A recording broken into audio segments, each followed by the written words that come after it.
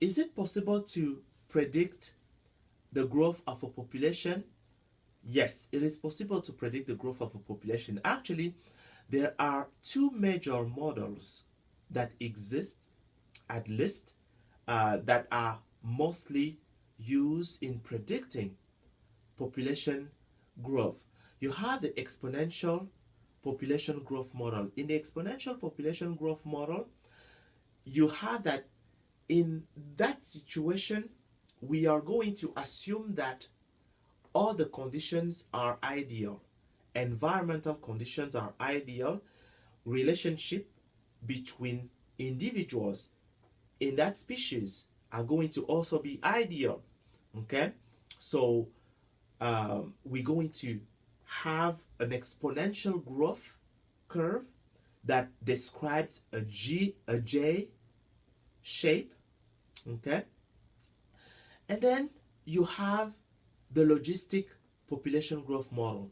Now, we know that a population cannot grow exponentially at all time.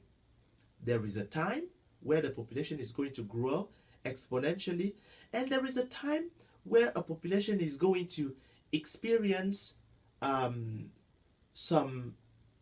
growth is going to slow down. Well, why would the growth slow down? Because of several reasons. We're going to see what we call intraspecific competition.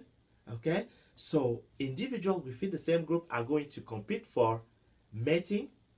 They are going to compete for food. They are going to compete for hiding space.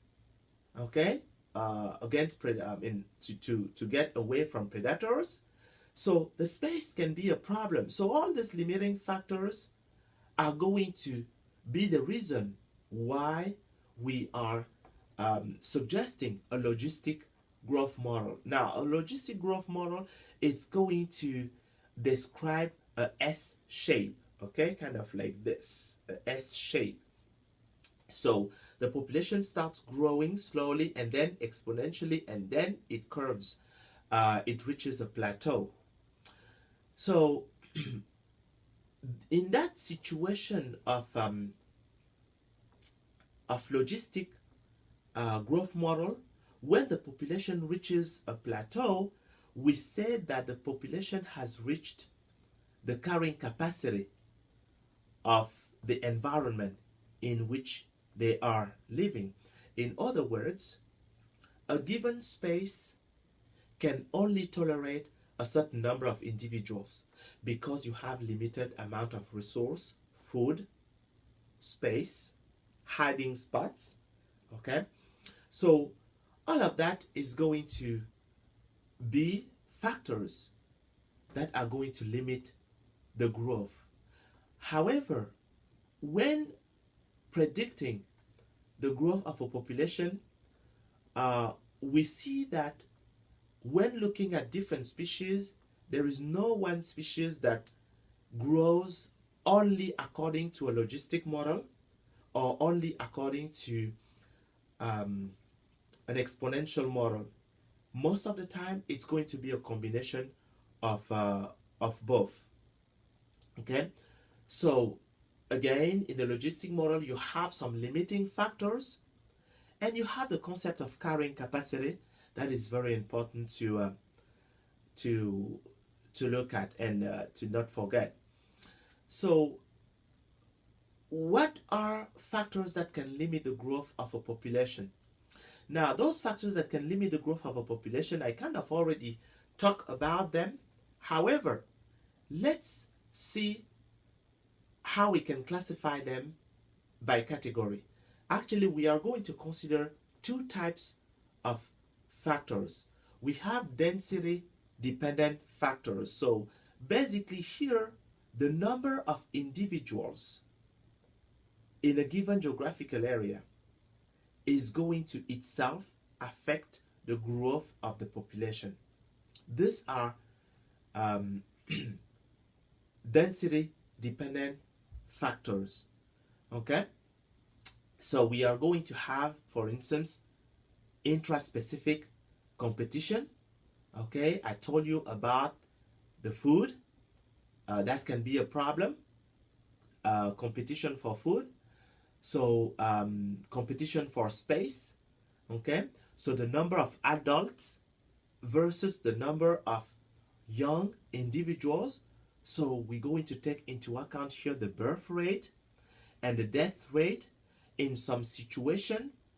As the size of the population increases, the birth rate is going to decrease.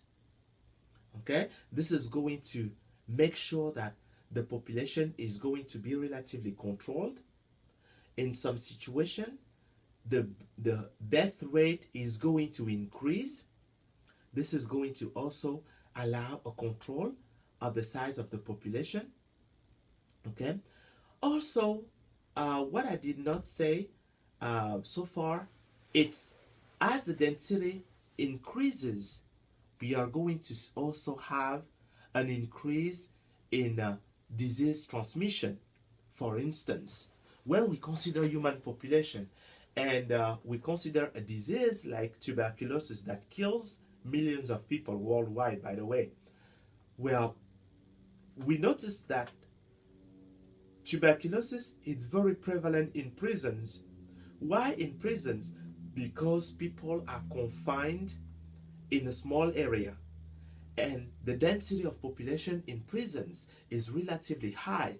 Okay, when we consider countries like the United States, okay, our country, we consider Russia, okay, and several other countries where we are sometimes applying tolerance zero policy.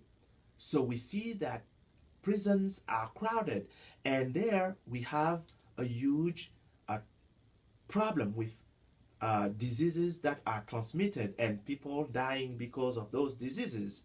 Okay, so crowded places, okay, are going to be basically a place, an incubator for diseases. So then we have what we call the density independent factors. In density independent factors, we have the weather. Okay, for instance, an extremely cold winter can kill several deers and decrease considerably the size of the deer population in Tuscarawas County, for instance. You have, for instance, when it's very hot, when it's very warm, some species are going to experience death because the temperature is just going beyond what this organism is able to tolerate, okay, causing most of the organism in that species to die. Okay. We have, for instance, wildfires in California. For instance, when we think of all the wildfires that are taking place, well, think of how this wildfire is affecting animals, insects, plants. Now, of course, those wildfires are an advantage for some organisms. Okay, for instance, some plants. For some plants, fire is important. For some conifers, for instance, fire is important to allow the population of those plants to basically explode or to renew. I'm thinking of the conifers, for instance. There are some cones that contains seeds, and unless there is a fire, those cones are not going to open. And when those cones open, they free the seeds, and by freeing the seeds, those seeds are now going to germinate. Okay, so without wildfire, well, those conifers will have a hard time multiplying. Okay, flood, for instance. When flood occurs, well, it doesn't matter the number of individuals there. They're going to kill a certain number of rabbits, for instance, and only some are going to survive. And those that are going to survive are the ones that are going to basically allow the population to take off again and to start increasing again. So again, when considering a population, we have density dependent factors and density independent factors. You need to review those different factors. I'm going to test you on that. Now, what are some of